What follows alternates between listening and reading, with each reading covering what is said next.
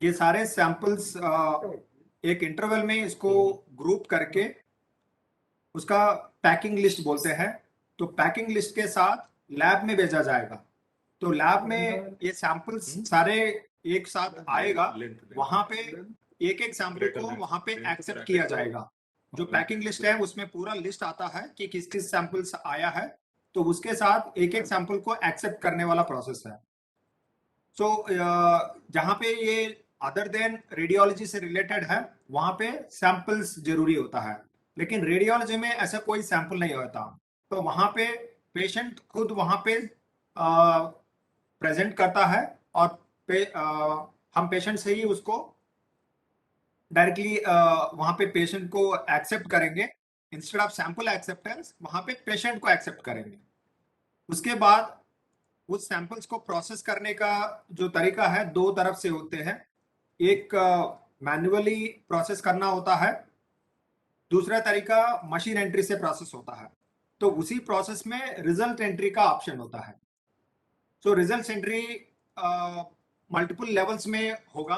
पहले result entry होगा, उसको एक मल्टीपल चेक्स में इसका वैलिडेशन होना है, क्योंकि इधर मशीन से रिजल्ट एंट्री हो या नहीं तो मैन्युअली एंट्री हो, उसमें कोई गलती होने का चांसेस रहता है। तो वो गलतियां आइडेंटिफाई करके उसको वैलिडेट करने का एक स्टेप है, जो वैलिडेशन प्रोसेस है। सो रिजल्ट वैलिडेशन में है तो एक लेवल या नहीं तो दो लेवल भी रख सकते हैं, लेकिन जितना ज्यादा लेवल रखेंगे उतने एक एक हर एक टेक्स्ट का आपको वैलिडेट करना पड़ेगा, रीवैलिडेट करना पड़ेगा। इसलिए आप अपना रिक्वायरमेंट्स के हिसाब से इसको एक लेवल में रखना है वैलिडेशन या दो लेवल में रखना डिसाइड कर सकते हैं।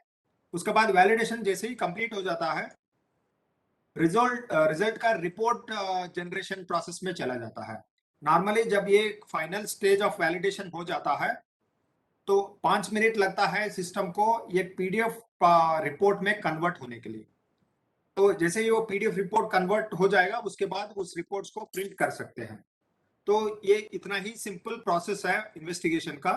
So let us go into demonstration कि इक्वल टू पैथोलॉजी से रिलेटेड लैब का कैसे प्रोसेस होता है, रेडियोलॉजी का कैसा होता है, और उसके बाद ये सारे जो भी कंप्लीट होते हैं, उसके बाद एंड यूजर अगर ओपीडी में डॉक्टर को देखना है रिपोर्ट्स, या पेशेंट्स को देखना है अपने मोबाइल ऐप से, या आईपीडी में नर्सेस को देखना है या डॉक्टर्स को देखना है, वो भी कैसा होगा, वो भी प्रोसेस हम आपको अलग से यहाँ पे समझा देंगे। तो पहले स्टेप से हम स्टार्ट करेंगे कि इन्वेस्टिगेशंस का रिक्वेस्ट कैसे रेज होता है। तो हम ओपीडी के डेस्क में जाके एक रिक्वेस्ट रेज करेंगे।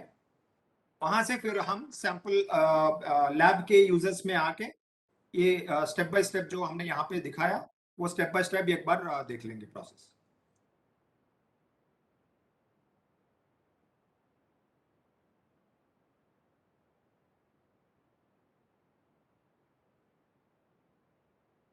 तो हम यहाँ पे डॉक्टर डेस्क का स्क्रीन देख रहे हैं जो ओपीडी में है। तो यहाँ पे इन्वेस्टिगेशंस का एक ऑप्शन है। तो यहाँ पे इन्वेस्टिगेशंस में डॉक्टर्स जो भी उस पर्टिकुलर पेशेंट के लिए जो इन्वेस्टिगेशंस रिक्वायर्ड है, वो यहाँ पे टाइप करके ऐड कर सकते हैं। ये सारे चीजें एक स्टैंडर्ड मास्टर के थ्रू आ रहा है। यहाँ पे एक्सरे के भी इन्वेस्टिगेशंस रेज कर सकते हैं, और यहाँ पे पैथोलॉजी माइक्रोबायोलॉजी जो भी है इसके रिलेटेड, वो सारे यहाँ पे ड्रॉप डाउन ऑप्शन से वो सेलेक्ट करके ऐड कर सकते हैं। तो यहाँ पे कुछ प्रोफाइल्स भी दिया गया डॉक्टर्स के लिए कन्वीनियंटली ऐड करने के लिए। तो एक ही बार वो चाहे तो मल्टीपल टेस्ट भी यहाँ पे ऐड कर सकते हैं without actual data entry. Manually करने में काफी टाइम लग सकता है, इसलिए ये प्रोफाइल्स भी यहाँ पे दिया गया। तो यहाँ पे हमने, आप देख सकते हैं कि 4 इन्वेस्टिगेशंस यहाँ पे हमने ऐड किया है। तो ये ऐड करने के बाद फाइनली प्रिस्क्रिप्शन सेव करना पड़ेगा, तभी ये आगे जाएगा। तो अभी हम ये प्रिस्क्रिप्शन को सेव करेंगे। सिर्फ हम इन्वेस्टिगेशन यहाँ पे रेज किया ओपीडी से।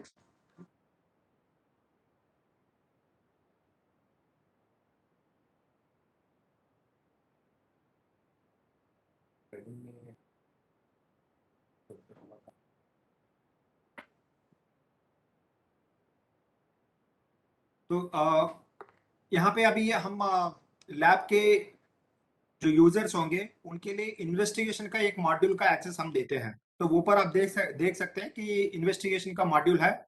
उसको क्लिक करने के बाद आपको ये सारे ऑप्शन यहाँ पे दिखेगा। तो यहाँ पे फर्स्ट वाला जो ऑप्शन है सर्विसेज के अंदर, वो ऑनलाइन रिक्विजिशन राइजिंग है।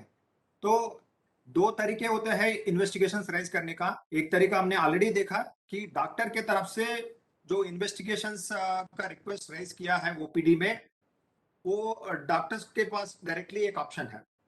दूसरा ऑप्शन क्या है, अगर कोई भी वजह से अगर ऑफलाइन में डॉक्टर ने पर्ची में लिख दिया या कोई दूसरे हॉस्पिटल से उनकी डायरेक्टली लैब में आ गया यहाँ पे, तो उस केस में इवन लैब में भी किसी का इन्वेस्टिगेशन का रिक्वेस्ट राइज कर सकते हैं। तो वो भी प्रोसेस आप यहाँ पे समझ लीजिए। तो ये ऑनलाइन रिक्विजिशन राइजिंग ऑप्शन को क्लिक करेंगे तो बिना इधर ऑफलाइन में डॉक्टर ने बताया और इसके बेसिस में यहाँ पे हम ऐड करने का कोशिश कर रहे हैं। तो यहाँ पे सीआर नंबर टाइप करेंगे। హెచ్ఐఎస్ ఎక్సెప్షన్ వచ్చిందంటే ఈ హాస్పిటల్ ఎప్పుడు రిజిస్టర్ అవ్వలేదు।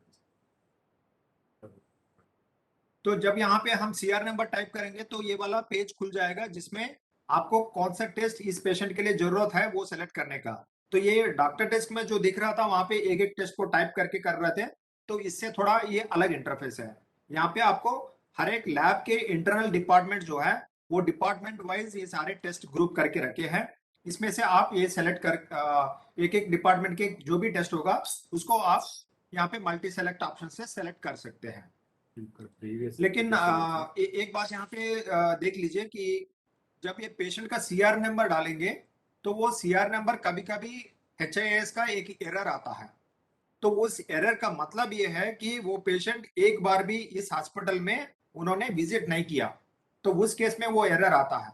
तो जब भी आपको इस टाइप का एरर आता है तो पेशेंट को एक बार रजिस्ट्रेशन काउंटर पे एक बार रजिस्ट्रेशन करवा दीजिए। कोई भी डिपार्टमेंट के लिए वो कर सकते हैं। तब क्या हो जाएगा, वो पेशेंट के केस इस सिस्टम में एक्सेसिबल बन जाता है। तो एक सिंपल ट्रबल शूटिंग का एक मैकेनिज्म है। जब आपको HIS का एक एरर आता है उस केस में ही आपको ये करने का जरूरत पड़ता है। अदरवाइज पेशेंट ऑलरेडी एक बार उस हॉस्पिटल में विजिट कर लिया, इस टाइप के एरर इसमें आएगा नहीं। अगर आपको कोई टेस्ट राइज करने से पहले एक बार चेक करना चाह रहे हैं कि इस पेशेंट का क्या क्या टेस्ट पहले हुआ है, तो आप यहाँ पे प्रीवियस रिक्विजिशन डिटेल्स इसको क्लिक कर सकते हैं। इसके बाद आपको यहाँ पे जो स्क्रीन में दिख रहा है इस पेशेंट को जो भी रिपोर्ट्स बन गया, जो टेस्ट हो गया, वो सब चीज यहाँ पे स्टेटस के साथ दिख जाएगा। तो ये इंफॉर्मेशन आपको इसलिए दिखा रहा है क्योंकि अगर कोई टेस्ट ऑलरेडी प्रोसेस्ड है, अंडर प्रोसेस है, रिपोर्ट नहीं बन गया या नहीं तो प्रोसेस होकर रिपोर्ट बन गया और वो सिर्फ 2-3 दिन के पहले ही हुआ, दोबारा करने का अगर जरूरत नहीं है, तो ये आप यहाँ पे इस इंफॉर्मेशन के बेसिस में अवॉइड कर सकते हैं। तो इसमें आपको पूरा इंफॉर्मेशन है और ये कलर कोडिंग किया अलग अलग टाइप के लैब्स के ये लैब्स को रिफ्लेक्ट करता है ये। दूसरा यहाँ पे आप कॉलम्स देख लीजिए, ये टेस्ट आ रहा है, उसके बाद लैब आ रहा है, उसके बाद टेस्ट टाइप क्या है, उसके बाद किस सैंपल को यहाँ पे प्रोसेस किया और उसका टेस्ट का क्या स्टेटस है आज के डेट में, ये किस स्टेज में रुका है। उसके बाद आपको किस डेट में इसका रिक्विजिशन राइज किया गया वो भी इंफॉर्मेशन यहाँ पे दिखा रहा है। तो इसके कलर कोड्स को अगर समझना चाह रहे हैं तो आप यहाँ पे नीचे से देख सकते हैं कि ये स्टेज वाइज जो भी है वो स्टेज वाइज का कलर कोडिंग है। जो ग्रीन कलर में रहेगा वो फाइनली रिपोर्ट भी बन चुका है, इस स्टेज का है। अगर ऑरेंज कलर के है तो ये मशीन से प्रोसेस किया गया है। और इस टाइप के ये कलर्स आप खुद भी समझ सकते हैं। एक बार नीचे जो लेजेंड का ऑप्शन है उसको क्लिक करेंगे तो ये कलर्स नीचे उसका डिस्क्रिप्शन आ जाएगा। हाँ, अगर कोई पेशेंट आपके पास आ जाते हैं कि मेरा टेस्ट का क्या हो गया, तो आप यहाँ पे सेम प्रोसीजर में आप जाएंगे, उसका सीआर नंबर टाइप करेंगे, उसके बाद प्रीवियस रिक्विजिशन डिटेल्स पे क्लिक करेंगे, तो यहाँ से आपको डायरेक्टली मालूम हो जाएगा कि उस पर्टिकुलर टेस्ट जो भी रिक्विजिशन डेट के हिसाब से है यहाँ पे है, तो उसका क्या स्टेटस है आपको मालूम पड़ जाएगा। तो यहाँ पे स्टेटस वाला जो कॉलम है वो बहुत इंपॉर्टेंट है। तो अभी हम इन्वेस्टिगेशन एक राइज करने का कोशिश करेंगे यहाँ पे। तो करंट रिक्विजिशन डिटेल्स में जब जाएंगे तो यहाँ पे डिपार्टमेंट वाइज आपको सारे डिटेल्स दिखेगा कि किस डिपार्टमेंट में क्या क्या टेस्ट उस हॉस्पिटल में है। ये हॉस्पिटल स्पेसिफिक वाले टेस्ट है, क्योंकि हर हॉस्पिटल को उनके इंफॉर्मेशन के हिसाब से हम यहाँ पे सारी चीजें मैप किया है। डिफॉल्ट अपनी बैठना हाँ, अभी आज के डेट में हमने क्या किया, स्टार्टिंग स्टार्टिंग में हर एक हॉस्पिटल ये इंफॉर्मेशन देने में काफी टाइम लग जाता है, तो इसलिए हमने हमारे पास जो ग्लोबल मास्टर है उसके हिसाब से ये सारे टेस्ट यहाँ पे ऐड करके दे दिया। लेकिन हो सकता है कि आपके हॉस्पिटल में ये सारे टेस्ट प्रोसेस नहीं करते होंगे, तो आप बाद में ये इंफॉर्मेशन हमको प्रोवाइड करना होगा कि हमारे पास सिर्फ इतने ही टेस्ट है, बाकी टेस्ट हमारे इंटरनली होते नहीं। तो उस केस में हम बाकी चीजों को निकाल देंगे, जो टेस्ट है वही चीज को हम यहाँ पे एनेबल करेंगे। మాస్టర్ లిస్ట్ అప్డేట్ చేయాలంటే PCMBS अगर कोई आपको लगता है कि इसमें से कोई टेस्ट आपके पास होता है पर लेकिन ये मास्टर डेटा में अवेलेबल नहीं है, तो उस केस में रेलवे बोर्ड ने एक चिट्ठी निकाला है कि कोई भी टेस्ट ऐड करना है तो उसका पूरा डिटेल्स देना पड़ेगा कि वो टेस्ट का नाम क्या है, फिर उस टेस्ट का किस टाइप के सैंपल से प्रोसेस करते हैं, किस मेथड से करते हैं, और उसका क्या पैरामीटर्स होंगे, और उसके रिपोर्ट स्ट्रक्चर क्या होगा, उसके रेंजेस, नॉर्मल रेंजेस जो भी होते हैं वो सारे रेंजेस का क्या वेरिएबल्स है और क्या रेंजेस रहते हैं। तो ये सारे इंफॉर्मेशन एक सेट के साथ हमको भेजना होगा। लेकिन इसमें हमको भेजने से पहले आप पीसीएमडी साउथ सेंट्रल रेलवे को नॉमिनेट किया गया है इसके लिए नोडल अथॉरिटी। तो डायरेक्टली आप पीसीएमडी साउथ सेंट्रल रेलवे को भेज सकते हैं। वहां से ये सारे स्क्रूटिनी होने के बाद जब उनको लगता है कि ये टेस्ट यहाँ पे ऐड होना जरूरी है ग्लोबल मास्टर में, तो वही टेस्ट हमको साउथ सेंट्रल से आ जाएगा। उसके बाद हम इसको ऐड करेंगे। सो एज सच हमारे हिसाब से मेजॉरिटी ऑफ द टेस्ट जो भी रिक्वायर्ड है वो सारी चीजें ऑलरेडी ऐड कर चुके हैं हम। अगर आपको नया कुछ ऐड करना है या कोई चीजें एग्जिस्टिंग में से फॉर्मेट चेंज करना है, तो वो सारे requirements through PCMD South Central Railway के थ्रू ही आना चाहिए। तो आप ये प्रोसीजर प्रॉपरली फॉलो करेंगे तो काम आसानी से हो जाएगा। तो अभी हम यहाँ पे माइक्रोबायोलॉजी का डिपार्टमेंट सेलेक्ट किया। हाँ, हेमेटोलॉजी अभी हमने सेलेक्ट किया, तो हेमेटोलॉजी के अंदर ये सारे टेस्ट हमारे पास अवेलेबल है। तो इसमें से कोई एक टेस्ट हम सैंपल के लिए रेज करेंगे।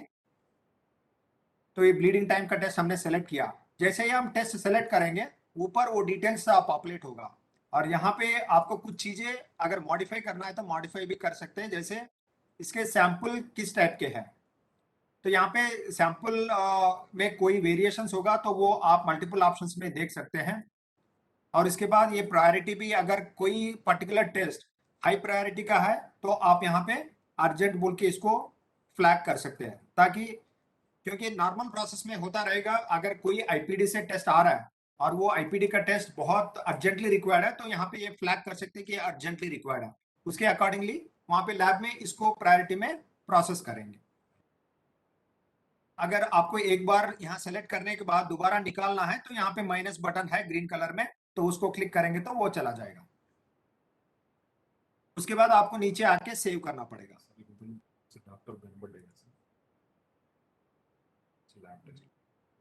हाँ, अगर आपको इस तरफ से डिपार्टमेंट वाइज सेलेक्ट अगर नहीं करना चाह रहा है, आपको डॉक्टर का जो इंटरफेस है वहां पे एक एक टेस्ट डायरेक्टली सेलेक्ट करने का, कभी कभी आपको कंफ्यूजन होगा कि कोई टेस्ट साइटोलॉजी में आएगा या बैक्टीरियोलॉजी में आ जाएगा, इस टाइप के अगर कंफ्यूजन रहता है तो उस केस में आप यहाँ पे नीचे सर्च कोड वाइज का ऑप्शन है।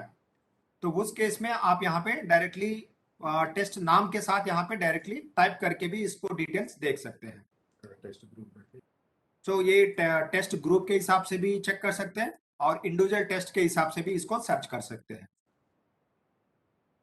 तो ये मल्टीपल ऑप्शंस आपके पास अवेलेबल रहेगा कि ये किस तरफ से आपको सर्च करके टेस्ट को सिलेक्ट करना चाह रहे हैं। तो उसके बाद आपको लेफ्ट साइड में यहाँ पे बटन है जो उसको सिलेक्ट करके कर सकते हैं। तो अभी हमने सेव कर दिया, तो रिक्विजिशन रेज्ड सक्सेसफुली, ये कंफर्मेशन मिल गया। और उसके साथ में एक ये कंफर्म हो जाता है कि ये रिक्विजिशन राइज होके अभी सैंपल कलेक्शन प्रोसेस में चला जाता है।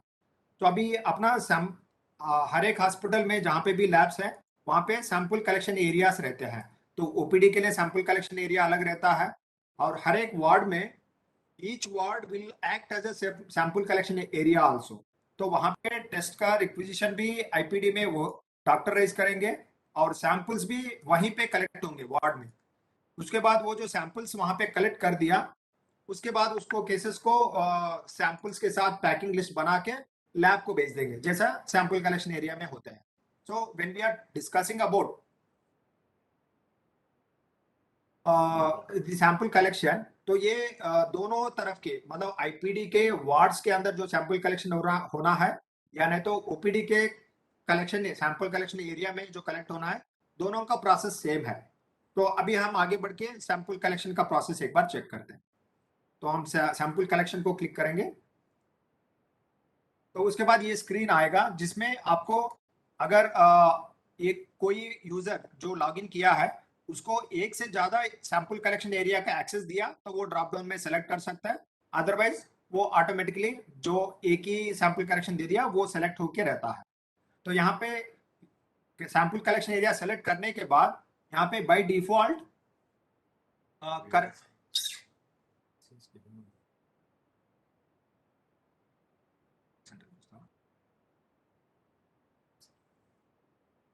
మళ్ళీ ఇక్కడ ప్రాసెస్ UAT है।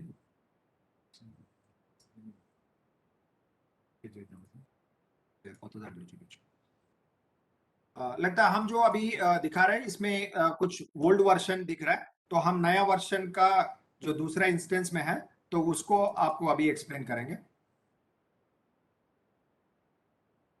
थोड़ा सा प्रोसेस तो सेम है ओल्ड वर्जन नया वर्जन में, कुछ वैल्यू एडिशन हमने नया वर्जन में किया, तो वो चीजें हम आपको समझाने के लिए एक बार ये दूसरे इसमें आएंगे।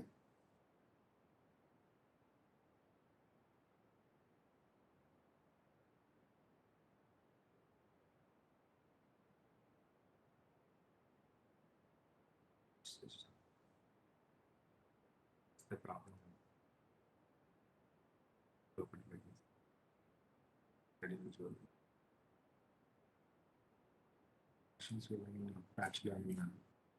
వాళ్ళకి ఓల్డ్ మెన్యూ మ్యాప్ అయిందంట, ఆ మెన్యూ మార్చలేదు. వాళ్ళు కూడా ఏం చెప్పట్లేదు నాకు.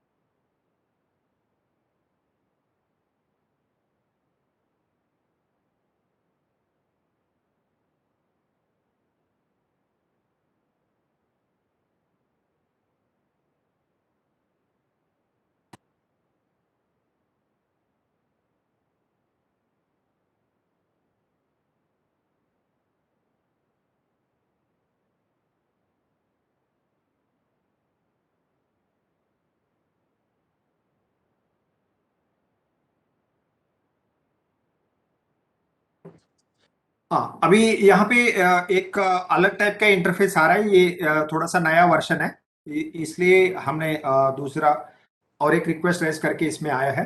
तो जब हम यहाँ पे सैंपल कलेक्शन एरिया के यूजर के अकाउंट पे आएंगे, तो उस केस में यहाँ पे सैंपल कलेक्शन का पहले कलेक्शन एरिया सेलेक्ट करना है। तो सिंगल वाला है तो ऑटोमेटिकली वही वाला दिखेगा, ओपीडी कलेक्शन एरिया। अगर आपको मल्टीपल एक्सेस दिया तो आपको ड्रॉप डाउन में से सेलेक्ट करना है। तो ये सेलेक्ट करने के बाद आप यहाँ पे पेशेंट का सीआर नंबर के साथ आप सर्च कर सकते हैं। तो यहाँ पे सीआर नंबर एंटर करके आप सर्च करेंगे तो उनके नाम से जो भी टेस्ट डॉक्टर से रेज किया हो या नहीं तो डायरेक्टली ऑनलाइन रिक्विजिशन से लैब से ही जो रेज होगा वो सारे चीजें यहाँ पे दिखेंगे। రేస్ చేశాను సార్, ఇక్కడ ఒకటే కనిపిస్తుంది, అక్కడ ఎక్స్రే ఉంది. तो यहाँ पे आप एक ऑब्जर्व कर सकते हैं कि हमने 2 टेस्ट रेज किया, लेकिन यहाँ पे एक ही टेस्ट दिख रहा है, क्योंकि जो यहाँ पे कलेक्शन एरिया के लिए हमने मैपिंग किया उसमें रेडियोलॉजी वाला मैप नहीं किया, रेडियोलॉजी के रिलेटेड कलेक्शन एरिया दूसरा है। तो यहाँ पे जिस कलेक्शन एरिया के लिए रेलेवेंट टेस्ट होंगे वही वाला यहाँ पे दिखेगा। तो अभी हमने ओपीडी कलेक्शन एरिया का जो बात कर रहे हैं उसमें सिर्फ पैथोलॉजी इसके रिलेटेड ही लैब के टेस्ट दिखेंगे, क्योंकि उसी का सैंपल्स यहाँ पे प्रोसेस होता है। तो अभी यहाँ पे बायोकेमिस्ट्री के लिवर फंक्शन टेस्ट हमने सेलेक्ट किया यहाँ पे। तो ये टेस्ट ऑलरेडी रेज किया था, तो इसको सेलेक्ट करने के बाद नीचे अपने पास ऑप्शन है सेव करने के लिए, तो इसको हम सेव करेंगे। तो जैसे ही हम सेव करते हैं तो यहाँ पे एक बारकोड जनरेट हो जाता है। तो आप यहाँ पे फिजिकली मैन्युअली देखा तो आप पहले पेशेंट आएगा, पेशेंट का सैंपल कलेक्ट करेंगे। अगर ब्लड इसमें इन्वॉल्व है सैंपल, तो ब्लड को सैंपल वेल्स में रखेंगे। उसके बाद ये बारकोड जनरेट करेंगे। तो ये बारकोड का प्रिंटर आपके पास रहना जरूरी है। तो इंफ्रास्ट्रक्चर का रिक्वायरमेंट्स में ऑलरेडी हमने स्पेसिफिकेशन दिया था कि किस यूजर के पास क्या क्या इक्विपमेंट्स होना चाहिए। तो यहाँ पे हर एक सैंपल कलेक्शन एरिया में बारकोड प्रिंटर्स आपके पास रहना जरूरी है, अलॉन्ग विथ नेसेसरी कंज्यूमेबल्स। ये कंज्यूमेबल्स का भी आप करेक्ट डायमेंशंस वाला ही ले लीजिए, ताकि आपको ये स्टिकर्स प्रिंट होने के बाद चिपकाने में कोई दिक्कत ना हो। तो आप यहाँ पे जैसे ही उसका सैंपल एक्सेप्ट, यहाँ पे सैंपल्स को सेव करेंगे, उसके बाद ये बारकोड जनरेट हो जाएगा जिसमें ये सारे नंबर्स रहते हैं। तो ये पेशेंट का आइडेंटिफिकेशन वाला भी नंबर्स है, सीआर नंबर, उसके बाद कौन सा लैब का प्रोसेस कर रहा है, और उसके पेशेंट का नाम, और ऊपर सैंपल का नंबर, और वही सैंपल का नंबर वहां पे बारकोड में भी रहेगा। तो ये बारकोड्स जब ये आपका मशीन दोनों पूरी तरफ से इंटरफेसिंग हुआ बायडायरेक्शनल वाला, तो ये सैंपल को ऑटोमेटिकली रीड भी करेगा मशीन।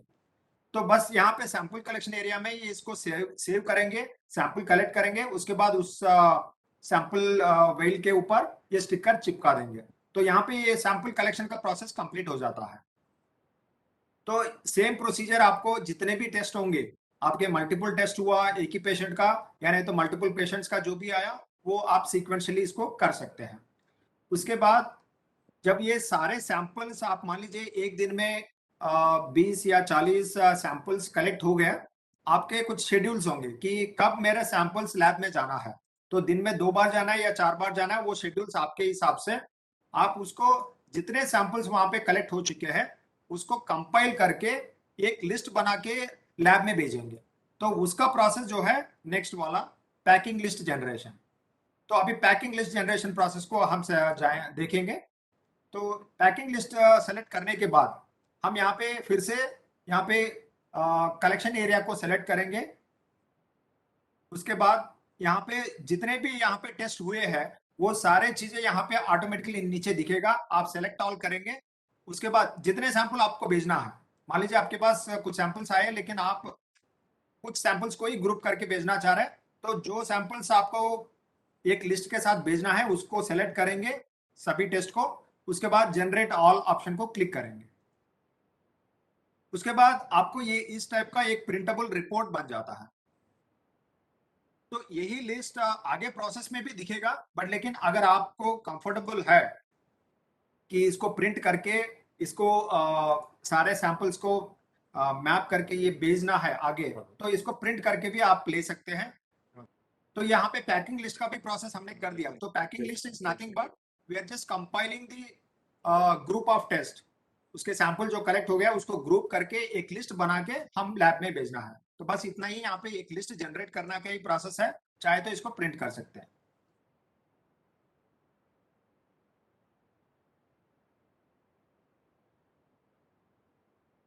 हाँ, अगर कोई आपको पैकिंग लिस्ट एक बार आपने प्रिंट नहीं किया लेकिन बाद में आपको प्रिंट करने का अगर जरूरत पड़ रहा है, तो आप यहाँ पे इस पेज स्क्रीन में आएंगे।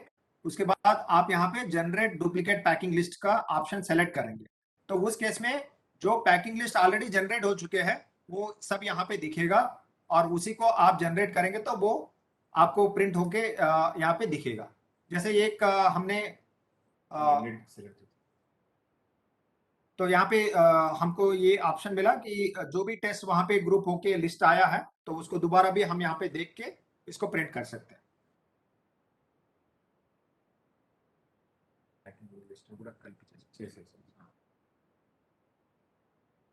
तो उसके बाद हम अभी सैंपल्स लैब में पहुंचा दिया along with A packing list. तो अभी लैब में जो लोग वहां पे बैठेंगे तो उनके पास दो ऑप्शंस है, इधर जो सैंपल्स आया वो सभी आ गया या नहीं आया, पहला वाला। दूसरा, वो सैंपल जो आ गया वो एक्सेप्टेबल है या रिजेक्ट करना है। अगर रिजेक्ट करेंगे तो किस रीजन से रिजेक्ट करना, तो ये सारे चीजें सैंपल एक्सेप्टेंस में हैंडल होगा। तो सैंपल एक्सेप्टेंस का प्रोसेस को अगर हम सेलेक्ट करेंगे तो यहाँ पे हम लैब सेलेक्ट करेंगे, क्योंकि जो सैंपल्स कलेक्ट किया वो हर लैब में अलग अलग से जाएंगे। तो अन्य को फिल्टर को तो यहाँ जो पैकिंग लिस्ट जिस लैब के लिए गया है तो उस लैब का हम सेलेक्ट करके ये पैकिंग लिस्ट को यहाँ पे सेलेक्ट करेंगे। तो बायोकेमिस्ट्री का यहाँ पे जो आज के डेट से आया है तो उसको हम सेलेक्ट कर रहे हैं। तो यहाँ उस पर्टिकुलर पैकिंग लिस्ट में जितने भी यहाँ पे सैंपल्स आए हैं तो वो सब लिस्ट आउट होके आएगा। अभी हम डेमोन्स्ट्रेशन के लिए एक ही दिखा रहे हैं आपको, तो एक ही वाला यहाँ पे उस पैकिंग लिस्ट में है।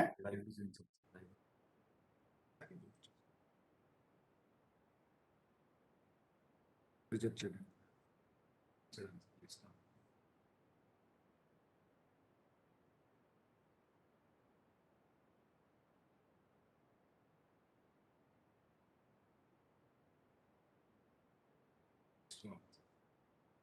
हाँ, ये वाला जो लाइव में ऑलरेडी जो चल रहा है तो बहुत सारे डिफरेंट सैंपल्स के केस है ना। लाइव हाँ, तो ये लाइव वाला केस आपको दिखा रहा है जस्ट समझने के लिए कि अगर मल्टीपल पेशेंट्स अगर इसमें इन्वॉल्व हो जाते हैं, मल्टीपल सैंपल्स इन्वॉल्व हो जाता है तो उस केस में ये कैसा दिखेगा। तो आपको सैंपल एक्सेप्ट करते समय आपको हर एक पेशेंट का अलग अलग जो भी टेस्ट हुए हैं उसके सैंपल के रिलेटेड सारे यहाँ पे खुल जाएंगे। यहाँ पे आप डिसीजन ले सकते हैं कि ये सैंपल्स को हम एक्सेप्ट करना या नहीं करना।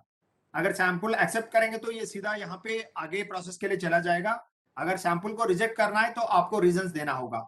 तो बस आपको यहाँ पे दिखा देंगे कि सैंपल्स कैसे रिजेक्ट करते हैं।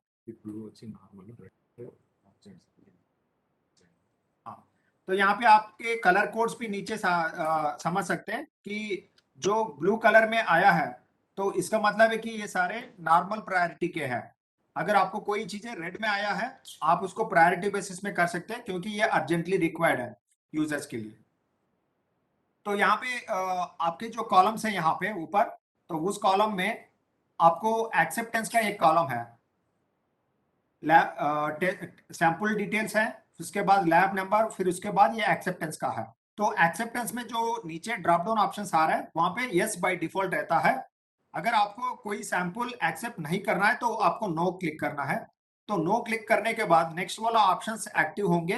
नेक्स्ट कॉलम में आपको रीजंस देना है कि ये किस रीजन से इसको रिजेक्ट किया जा रहा है। तो कुछ हमने ड्रॉप डाउन ऑप्शन ऑटोमेटिकली यहाँ पे पॉपुलेट करके दिया कि ये सैंपल क्लॉट हो गया, या इसके पेशेंट का कंडीशन ठीक नहीं है जिसमें ये टेस्ट अभी ये सैंपल को एक्सेप्ट नहीं किया कर सकते, या नहीं तो ये सैंपल कंटामिनेट हो गया। तो इस टाइप के जो भी पॉसिबल रीजंस हो सकते हैं तो उसको हमने यहाँ पे दे दिया। हाँ, ये हुआ नॉर्मली सैंपल को रिजेक्ट करने के लिए प्रोसेस। अगर कोई सैंपल को एक्सेप्ट करना है तो उस केस में आपको कुछ नहीं करना, by default normally sample acceptance yes रहता है। बट लेकिन यहाँ पे और एक स्टेप रहेगा लास्ट में। अगर आपके ये सैंपल्स कोई पर्टिकुलर मशीन से प्रोसेस होना है जहां पे मशीन इंटीग्रेशन भी किया गया है, उस केस में आपको हर एक टेस्ट के अगेंस्ट में किस मशीन से इस टेस्ट का प्रोसेस होना है वो आपको सेलेक्ट करना होगा। तो आपके हॉस्पिटल में उस लैब में जो भी मशीन्स इंटीग्रेट किया उस मशीन्स का ड्रॉप डाउन ऑप्शन में दिखेगा यहाँ पे। तो मशीन आप सेलेक्ट करेंगे यहाँ पे, उसके बाद ये सैंपल्स को वहां पे मशीन में आप रखेंगे तो ऑटोमेटिकली मशीन उसका पूरा रिजल्ट एंट्री तक प्रोसेस कंप्लीट कर देगा। तो यहाँ पे हम क्या करेंगे, साइड लेफ्ट साइड में हम जितने भी सैंपल्स आया अगर एक साथ में हमको एक्सेप्ट करना है तो ये सब चीज एक ही बार सेलेक्ट करेंगे और उसको हम एक्सेप्ट कर सकते हैं। तो नीचे सेव करने का ऑप्शन है। ఈ 5 టెస్ట్లో మిషన్ చేంజ్ ఉందండి, దాన్ని డీసెలెక్ట్ చేసి ఫస్ట్ సేవ్ చేస్తాము, ఇంకోసారి మళ్ళీ సేవ్ చేస్తాం, ఇది క్యాన్సిల్ చేస్తాం మళ్ళీ దాంట్లో। हाँ, ये प्रोडक्शन का है, बस आपको दिखाने के लिए बताया, ये आगे नहीं लेके जाएंगे। तो हम अभी जो टेस्टिंग पर्पस के लिए डेमोन्स्ट्रेशन के लिए जो टेस्ट लाया है, तो उस टेस्ट को हम देखेंगे कि इसका सैंपल हम एक्सेप्ट करेंगे तो आगे कैसा जाएगा। तो यहाँ पे हम एलएफटी का टेस्ट रेस किया था, एक टेस्ट यूजर का। उसके बाद ये हम सैंपल को एक्सेप्ट कर रहे हैं तो बाकी कुछ टच नहीं कर रहा है। तो लास्ट में मशीन को अगर ऐड करना है तो हम ऐड कर सकते हैं। उसके बाद हम सेव कर देंगे। सो सेव करने के बाद ये सैंपल एक्सेप्टेंस प्रोसेस कंप्लीट हो जाता है। उसके बाद ये फिजिकल सैंपल जो भी है, वो सैंपल को आप अपना मशीन में उसको प्रोसेस करेंगे। तो यहाँ पे प्रोसेस करने का दो तरीका, एक अगर आपका मशीन ऑलरेडी इंटीग्रेट, सिर्फ आप वहां पे सैंपल रख देंगे, rest of the process machine वहां पे सैंपल को रीड करेगा, क्या टेस्ट करना है, क्या रिजल्ट्स निकालना है, वो ऑटोमेटिकली लैब मशीन डिसाइड करेगा, अगर बाई डायरेक्शनल वहां पे ऑलरेडी है। अगर कोई मशीन यूनिडायरेक्शनल के लिए ही सुटेबल है इंटीग्रेशन, तो उस केस में आपको उस पर्टिकुलर सैंपल किस टेस्ट के लिए करना है वो आपको मैन्युअली सेलेक्ट करना है। बाकी प्रोसेस रिजल्ट एंट्री जो भी होगा वो मशीन अपने आप से वहां पे प्रोसेस करेगा। सो रिजल्ट्स उसके बाद मशीन से आगे कैसे पुश करेंगे वो भी प्रोसेस आपको दिखा देंगे।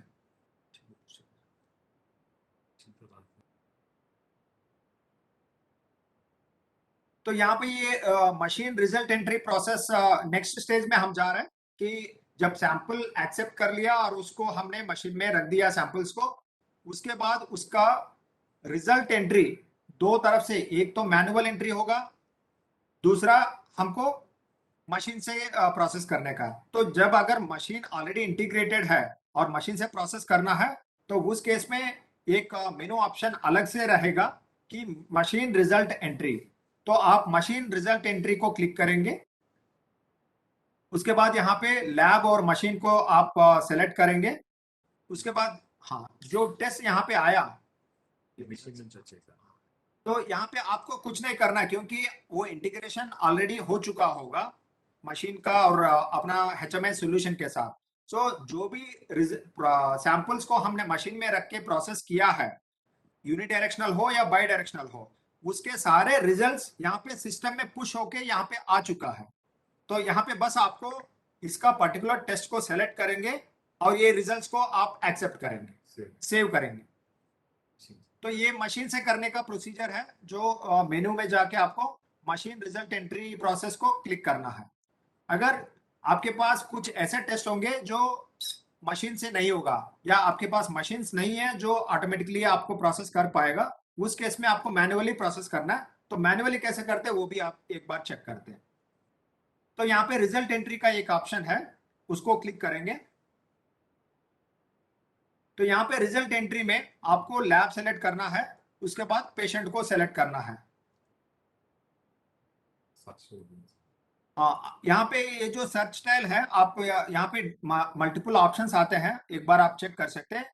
अगर आपको कोई पर्टिकुलर पेशेंट को सर्च करना चाह रहे हैं, तो आप डायरेक्टली उसको वहां पे टॉगल बटन जो है उसको नीचे खींचेंगे तो सीआर नंबर ऑप्शन आएगा। यहाँ पे पीएफ नंबर, ये सीआर नंबर जो भी टाइप करेंगे, उसके बाद उसके जितने भी टेस्ट प्रोसेस हुए हैं वो सब यहाँ पे नीचे आ जाएगा।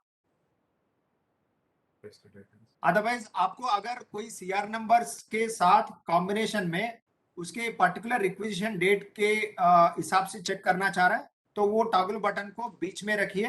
तब आप सीआर नंबर से के साथ किस डेट के बीच में जो हुआ है वो रेंज में से भी आप सेलेक्ट कर सकते हैं।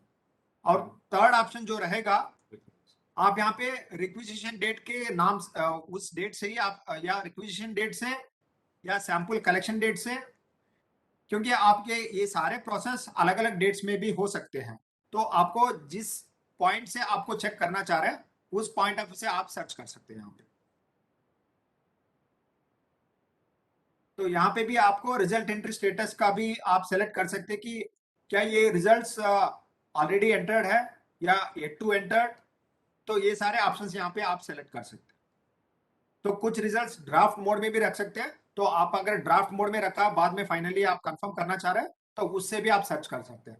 तो सर्च करने का अलग अलग तरीके यहाँ पे है, बट लेकिन आपको इंडिविजुअल एक एम्प्लॉय का अगर करना है तो सीआर नंबर टाइप करके करना सबसे बेस्ट ऑप्शन है।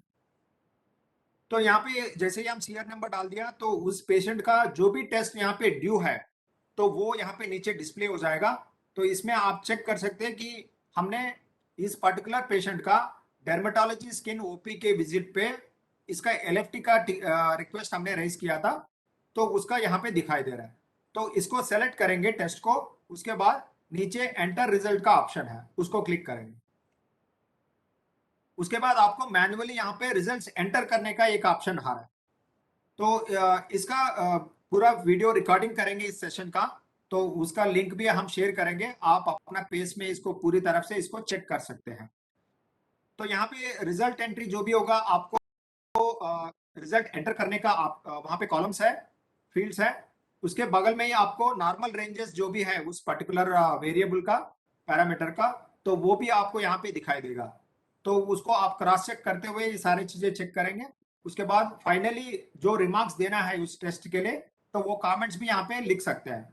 तो जो कमेंट्स यहाँ पे लिखेंगे वो कमेंट्स टेस्ट रिपोर्ट में फाइनली रिफ्लेक्ट भी होगा। तो यहाँ पे ये सारे एंटर करने के बाद आपको सेव करना है, तो आप सेव बटन क्लिक करेंगे। तो यहाँ पे मैन्युअली हमने एक टेस्ट का रिजल्ट एंटर कर दिया। तो अभी नेक्स्ट स्टेप क्या होगा, अगर मशीन से प्रोसेस हुआ हो या नहीं तो मैन्युअली भी रिजल्ट एंटर किया हो, तो उसका नेक्स्ट स्टेज वैलिडेशन में जाएगा। तो कोई भी टेस्ट डायरेक्टली वहां पे रिजल्ट एंट्री से खत्म नहीं होता है, तो इसको वैलिडेट करने का एक स्टेप तो मिनिमम नेसेसरी है। तो जो भी यूजर को हमने वैलिडेशन के लिए रखा गया, तो उस यूजर यहाँ पे लॉग इन करेंगे। उसके बाद सेम इंटरफेस यहाँ पे आएगा कि आप उसको रिक्विजिशन डेट के बीच में सर्च करके सारे टेस्ट को निकाल के एक एक टेस्ट का आप वैलिडेट कर सकते हैं, या अदरवाइज कोई पर्टिकुलर पेशेंट को सेलेक्ट करके करना है वो भी कर सकते हैं। तो उसके बाद आप यहाँ पे सेम टेस्ट को हम यहाँ पे ओपन किया और उसको यहाँ पे उस टेस्ट को सेलेक्ट करने के बाद नीचे दो ऑप्शंस हैं। अगर आप इस पर्टिकुलर टेस्ट के रिजल्ट एंट्री ऑलरेडी जो हुआ मशीन से हो या मैन्युअली हो वो एक्सेप्टेबल अगर है, तो यहाँ पे प्लस बटन को आप क्लिक करेंगे उस पर्टिकुलर टेस्ट में, उसका जो रिजल्ट एंट्री हुआ वो चीजें यहाँ पे डिस्प्ले होंगे, उसको आप चेक कर सकते हैं। आपको लगता है कि इसमें कोई एरर नहीं है, तो आप डायरेक्टली यहाँ पे सेव एंड वैलिडेट को क्लिक करेंगे। अगर आपको इसको मॉडिफाई करने का अगर जरूरत पड़ रहा है वैलिडेशन लेवल में, आप मॉडिफाई बटन को क्लिक करेंगे। तो यहाँ पे मॉडिफाई करने का ऑप्शन में क्या होगा, तो सेम यहाँ पे जो इंटरफेस आया था रिजल्ट एंट्री के टाइम पे, सेम वाला यहाँ पे दिखेगा। इस बार आपको रिजल्ट एंट्री में जो वैल्यूज वहां पे आया था ऑलरेडी, तो वो सारे यहाँ पे डिस्प्ले होंगे। आपको जो पर्टिकुलर पैरामीटर आपको रिजल्ट चेंज करना है उतना ही आप मॉडिफाई करेंगे, उसके बाद सेव ऑप्शन को क्लिक करेंगे।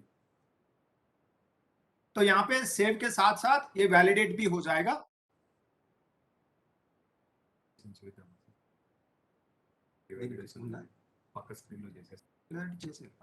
अगर कोई आपको रिवैलिडेशन भी रखना है तो आपकी इसके नेक्स्ट स्टेज में और एक लेयर रख सकते हैं। फर्स्ट लेवल रिजल्ट एंट्री जो होगा वो एक यूजर से होगा जो नॉर्मली लैब टेक्नीशियन होंगे। फिर उसके बाद उसका वैलिडेशन लेवल में आप चाहे तो डॉक्टर को भी रख सकते हैं जो इंचार्ज होंगे वहां पे, या अदरवाइज लैब सुपरिटेंडेंट को रख सकते हैं। रिवैलिडेशन का लेयर आपको बहुत एसेंशियल है, आप सारे चीजें करने के लिए अगर तैयार है तो रिवैलिडेशन लेवल में भी आपको डॉक्टर को रख सकते हैं। तो ये सारी चीजें आपके हॉस्पिटल के हिसाब से कॉन्फ़िगरेबल है, आपको जैसा चाहिए वैसा आपको इसको फ्लेक्सिबल वे में रख सकते हैं। तो इसको रिवैलिडेशन में भी सेम प्रोसेस है जैसे हमने वैलिडेट किया था। तो वहां पे उसको टेस्ट को सेलेक्ट करेंगे, उसके बाद उसका अगर मॉडिफाई करना है तो मॉडिफाई कर सकते हैं दोबारा, नहीं तो उसको वैलिडेट करना है तो वैलिडेट कर सकते हैं। तो एक बार ये रिवैलिडेशन भी अगर कंप्लीट हो गया उसके बाद कुछ प्रोसेस नहीं बचता है, ये सिर्फ रिपोर्ट फाइनल होके एक पीडीएफ जनरेट करने के लिए सिस्टम 5 मिनट का टाइम लेते हैं। तो वो 5 मिनट का बाद आप जाएंगे इसमें रिजल्ट रिपोर्ट प्रिंटिंग का ऑप्शन पे। तो रिजल्ट रिपोर्ट में जब क्लिक करके जाएंगे यहाँ पे सेम वाला सर्च ऑप्शन सब होंगे। तो यहाँ पे पेशेंट का सीआर नंबर डाल दिया, उसके बाद यहाँ पे रिपोर्ट का स्टेटस आप चेक कर सकते हैं। 5 मिनट के पहले जब तक ये फाइनल रिपोर्ट नहीं बनता, आप चाहे तो यहाँ पे पीडीएफ जनरेशन इन प्रोसेस इसको सेलेक्ट करके आप चेक कर सकते हैं। तो जो रिजल्ट हमने ऑलरेडी एंटर करके वैलिडेट कर दिया, ये टेस्ट यहाँ पे नीचे रिजल्ट जनरेशन इन प्रोसेस में दिख रहा है, इसका मतलब कि ये रिजल्ट अभी भी फाइनल नहीं हुआ। तो जब ये थोड़ी देर के बाद चेक करेंगे तो ये यहाँ से इन प्रोसेस में से निकल जाएगा और वो पीडीएफ जनरेटेड वाला स्टेटस में आ जाएगा। हाँ, इसके ये रिपोर्ट का, इसको वापस आके हम रिपोर्ट दिखा देंगे। इसके बीच में जो हम रेडियोलॉजी के रिलेटेड प्रोसेस हम यहाँ पे नहीं दिखाया था, उस प्रोसेस में अभी आ जाएंगे। तो रेडियोलॉजी में भी सेम इनिशियल प्रोसेस सेम रहेगा कि डॉक्टर यहाँ पे उसका टेस्ट को एक्सरे का या अल्ट्रासाउंड का जो भी टेस्ट होगा, वो सारे टेस्ट वहां पे डॉक्टर डेस्क से ओपीडी से या आईपीडी से रेज करेंगे और वहां पे सैंपल कलेक्शन एरिया जो रेडियोलॉजी का होगा वहां पे वो सारे टेस्ट रिफ्लेक्ट होगा। वहां पे आपको कोई बारकोड जनरेट करने का जरूरत नहीं है, सिर्फ वहां पे पेशेंट को आप एक्सेप्ट करना है। तो आप उसको जो भी एक्सरे के लिए स्कैनिंग करना है वो कर लेंगे ऑफलाइन। उसके बाद आप सिर्फ वहां पे पेशेंट को एक्सेप्ट कर देंगे। तो यहाँ पे पेशेंट एक्सेप्टेंस का प्रोसेस में आपको यहाँ पे लैब सेलेक्ट करना है कि सैंपल कलेक्शन एरिया उसका रेडियोलॉजी का जो भी होगा। उसके बाद यहाँ पे जो टेस्ट आया था वो टेस्ट यहाँ पे रिफ्लेक्ट होंगे, टेस्ट को सेलेक्ट करेंगे और उसके बाद उसको सेव करेंगे। उसके बाद सैंपल एक्सेप्ट हो जाती है। तो यहाँ पे रेडियोलॉजी के लिए ये डर्मेटोलॉजी ओपी से हमने जो पेशेंट का टेस्टिंग के लिए किया था वो यहाँ पे नीचे दिख रहा है। यहाँ पे एक्सरे अब्डोमेन एंड पेल्विस का यहाँ पे एक्सरे के ऑप्शन आया है। तो उसको टेस्ट सेलेक्ट करने के बाद यहाँ पे पेशेंट को एक्सेप्ट करना है या नहीं करना, यस और नो। तो उसको सेलेक्ट यस सेलेक्ट करेंगे, उसके बाद इसको सेव करेंगे। तो यहाँ पे पेशेंट एक्सेप्टेंस का प्रोसेस कंप्लीट हो जाता है। आपको यहाँ पे नीचे कंफर्मेशन आ गया। उसके बाद सेम रिजल्ट।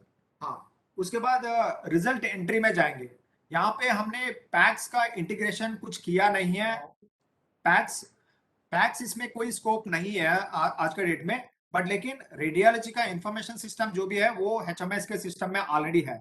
तो यहाँ पे क्या करना होगा, आपको जो भी एक्सरे निकालना हो, अल्ट्रासाउंड निकालना हो, सीटी निकालना हो, वो सारे चीजें आप ऑफलाइन में करेंगे।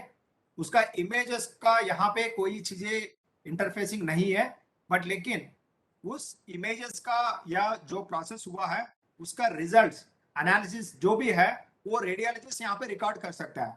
वो पेशेंट के साथ मेडिकल रिकॉर्ड में, इलेक्ट्रॉनिक मेडिकल रिकॉर्ड में ये ऐड हो जाएगा और उस रिजल्ट्स को पेशेंट भी देख पाएगा और डॉक्टर्स भी उसके आगे प्रोसेस के लिए चेक कर सकते हैं। तो यहाँ पे रिजल्ट एंट्री का ऑप्शन में हम आया। तो यहाँ पे आपको डिस्क्रिप्टिव फील्ड एक आ जाता है। यहाँ पे आपके जो भी नोट्स होगा ऑब्जर्वेशंस कि एक्सरे में कोई फ्रैक्चर है या उसके डिसलोकेशन जो भी ऑब्जर्वेशंस होंगे वो सब चीज यहाँ पे आप रिकॉर्ड करेंगे। तो ये रिमार्क्स उस पेशेंट को भी मालूम होगा रिपोर्ट में, और यही रिपोर्ट इवन डॉक्टर्स भी चेक कर सकते हैं जब नेक्स्ट टाइम पेशेंट वहां पे चला जाएगा डॉक्टर के पास। तो यहाँ पे ये सारे रिकॉर्ड करने के बाद सेव कर दिया हमने। हाँ, तो बाकी सारे चीजें सेम रहेगा कि इसको वैलिडेट करना या ये सब चीज। तो अभी हम रिपोर्ट के जो हाँ, यहाँ पे आप चेक कर सकते हैं कि जो रिपोर्ट हमने पहले चेक किया था वो रिपोर्ट जनरेटेड नहीं था उस टाइम पे, इन प्रोसेस थी। तो अभी वो रिपोर्ट अवेलेबल हो गया, तो वो अभी ग्रीन कलर में हमको दिख रहा है। नहीं, हाँ, तो ग्रीन ग्रीन कलर का मतलब क्या है, ये रिपोर्ट ऑलरेडी जनरेट हो गया और उसका आपने प्रिंट भी कर दिया। तो उसके नीचे वाला जो ब्लैक कलर में दिख रहा है ये रिजल्ट फ्रेशली अभी आया है, तो उसको आप प्रिंट करना चाह रहे हैं। तो इसको टेस्ट को सेलेक्ट करेंगे, उसके बाद प्रिंट का ऑप्शन पे क्लिक करेंगे। अभी आप देख सकते हैं यहाँ पे एलएफटी का जो भी रिपोर्ट हमने बनाया था रिजल्ट्स, तो वो सब चीज अभी रिपोर्ट फॉर्मेट में आ गया। तो ये स्टैंडर्डाइज्ड रिपोर्ट है और ऊपर पेशेंट के पूरे demographic and clinically relevant information वो आ जाएगा ऊपर। और उसके बाद टेस्ट के रिलेटेड ये सारे इनपुट्स आ जाएंगे कि उसका क्या पैरामीटर है, उसके क्या रिजल्ट है, उसके यूनिट्स एंड उसके रेफरेंस रेंजेस, सारे चीजें यहाँ पे डिस्प्ले होगा। और जो हमने कमेंट्स वहां पे लिखा था टेस्ट का, तो वो भी कमेंट्स यहाँ पे आ जाएगा।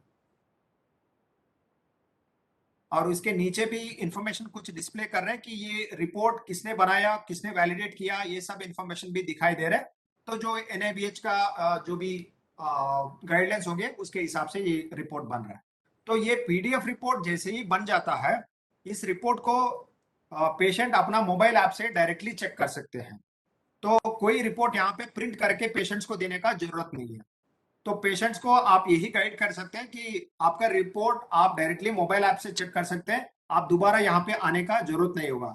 ये मेरे ख्याल से पेशेंट्स के लिए बहुत बड़ा सुविधा है, जो उसको रिपोर्ट सिर्फ कलेक्ट करने के लिए हॉस्पिटल को दोबारा आने का जरूरत पड़ता था पहले।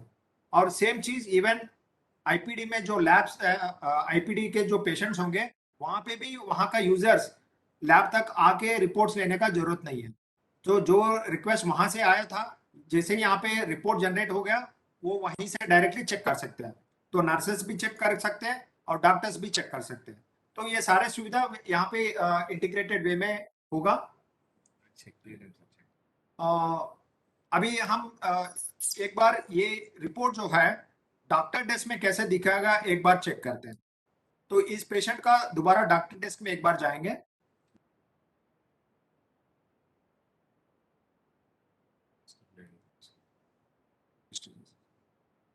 तो इसी पेशेंट का मान लीजिए अगले दिन उसका विजिट हो जाता है हॉस्पिटल में और डॉक्टर के पास जाएगा, तो उसको उसका प्रिंट आउट लेके डॉक्टर के पास जाने का जरूरत नहीं है।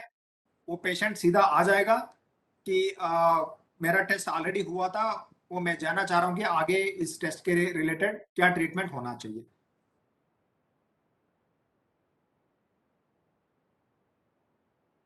तो पेशेंट का विजिट हमने यहाँ पे कंप्लीट किया।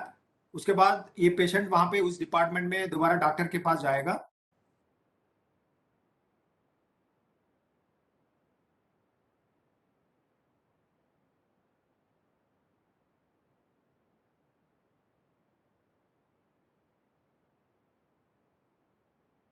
तो जब ये डॉक्टर इस पेशेंट का केस ओपन करेंगे, इसमें लैब एनालाइजर का एक टूल है।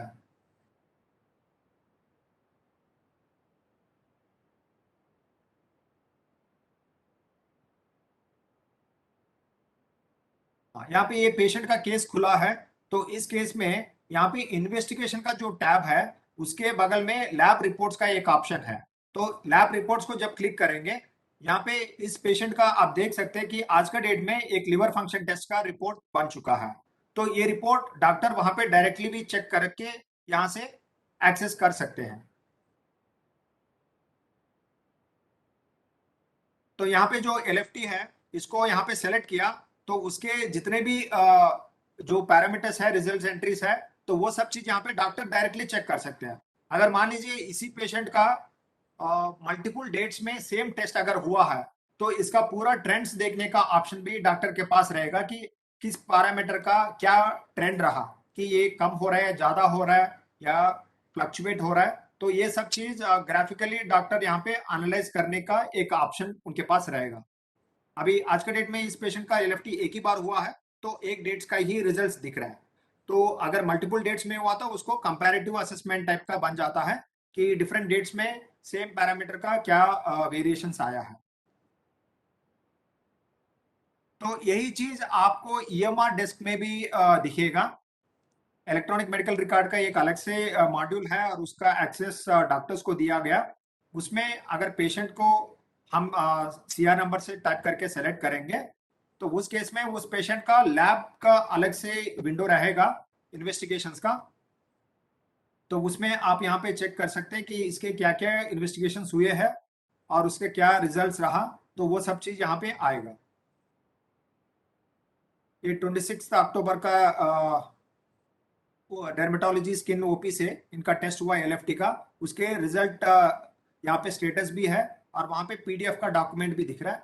तो उसको क्लिक करेंगे, आपको उसका एक्चुअल रिपोर्ट भी यहाँ पे ओपन होके दिखेगा। तो इस तरफ से पूरा सुविधा सभी के लिए दिया गया कि लैब यूजर्स को, डॉक्टर्स को, नर्सेस को और पेशेंट को, तो सभी लोग इसको एक्सेस करके इस तरह से रिकॉर्ड्स देख पाएंगे। तो यहाँ पे कोई भी चीज प्रिंट करने का ऑप्शन अवसर नहीं रहेगा। तो प्रिंट को मेरे ख्याल से हम डिस्करेज करना चाहिए। एचएमएस का ये सबसे बड़ा फायदा होना चाहिए। इसमें आपके एक्टिविटीज कम हो जाएंगे, आपके कॉस्ट भी कम हो जाएगा और एफिशिएंसी बढ़ जाएगा। ये सेम अमाउंट ऑफ टाइम दूसरे चीजों पे हम फोकस कर सकते हैं। और इसमें कई रिपोर्ट्स एनेबल्ड है इन्वेस्टिगेशन के, तो वो रिपोर्ट्स आप खुद भी चेक कर सकते हैं। अगर आपको लगता है कि कुछ टाइप के रिपोर्ट्स आपको अलग से चाहिए, तो रिपोर्ट्स का फॉर्मेट्स आप मेल कर सकते हैं support@railtelindia.com पे। तो वो रिपोर्ट्स को भी हम आपके रिक्वायरमेंट के हिसाब से कॉन्फ़िगर करके रखेंगे। तो इसका ये हम ग्लोबल लेवल में पैन इंडिया इंडियन रेलवेज के सारे हॉस्पिटल्स का एक स्टैंडर्डाइजेशन जो ड्राइव किया है, इसका सबसे बड़ा फायदा यही होगा कि अपने लैब के इन्वेस्टिगेशन का क्या पैटर्न रहा, किस टाइप के टेस्ट ज्यादा हो रहा है, किस टाइप के रिजल्ट्स ज्यादा हो रहा है, तो ये सब एनालिसिस अभी पॉसिबल हो सकती है।